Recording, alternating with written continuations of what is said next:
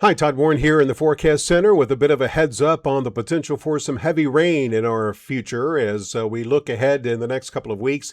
Recently, we have seen basically ridging here across the western half of the country, broad troughing over the east. However, as we move through the next week, we will see this pattern begin to change where troughiness develops across the west and we see a big ridge over the east coast. This usually means a rather soggy weather pattern for the Arctic, and we will see the chance of rain begin middle of next week.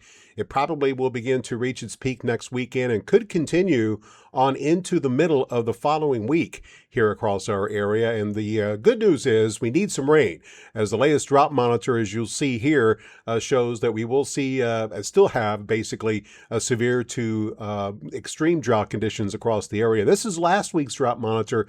Right now, going to fade on right now. The newest drought monitor issued today, just a little bit of subtle worsening over the middle of the Arctic, but not much change from last week. The good news is we may see some improvement here in the drought conditions in the next couple of weeks, and here's why.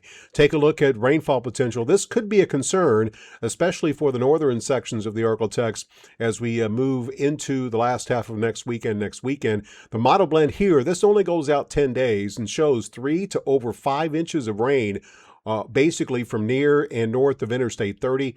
South of Interstate 30, we're looking at 1.5 inches to 3 inches of rain as of right now. Now, most of this rain is going to fall during the last half of, actually all of it, going to fall during the last half of this 10-day period. So we still have time to see some changes in this outlook. And again, that does not cover all of the rain, which is possible in this pattern. Take a look at the numbers in DeQueen. Good model agreement of seeing 5-6 inches of rain. One model even showing as much as 10 inches possible. And you can see the subtle decline in the rainfall potential numbers as you look down to the south towards Shreveport and towards Natchitoches. But even there, that 2-3 inches of rain would be very beneficial.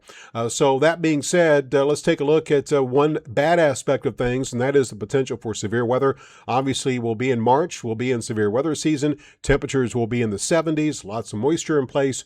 That means we'll have some instability, and that means the possibility for some strong to severe thunderstorms.